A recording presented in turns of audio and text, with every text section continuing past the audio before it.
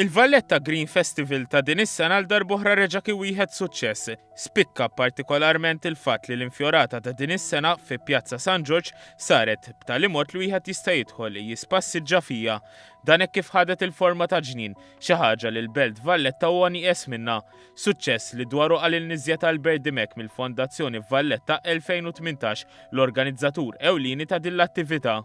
Li ġiet interattiva li tidħolġa fija għamlet suċċess kbir. Fil-fatt nista' ninnotaw mill-attendenzi anke li kellna ġol postijiet li hawn miftuħin madwar. L-nies darba fiċċew li jkollna ġnien, allura li daħlu ġo fihom, daħlu ġo fih. Fil-fatt baqgħu ħafna fuq. Idawru l-infjorata fil-qalba tal-Belt Valletta kien hemm qatt ta' barkarelli. Qed joħroġ biċ-ċar kemm il-poplu Malti huwa ċan biex isir jaf anke fuq l-ambjent. Illi mhux biss sempliċement ikun jaf imma anke x'jista' jagħmel hu.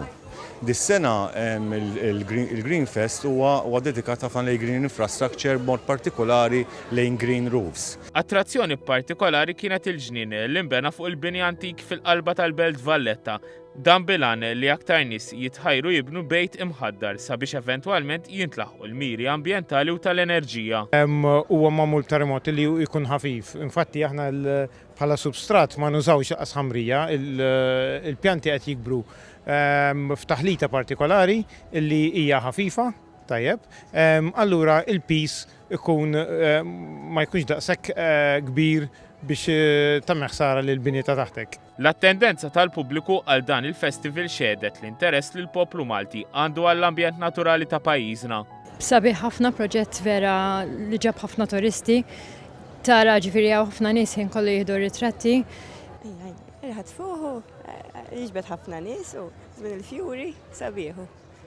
ċaġa differenti, nimlew il-pjazza. U t-tiflek, x'dejlek minn hawn dal-ġnien? Għawriħat fuħ. Oġbok? Iva.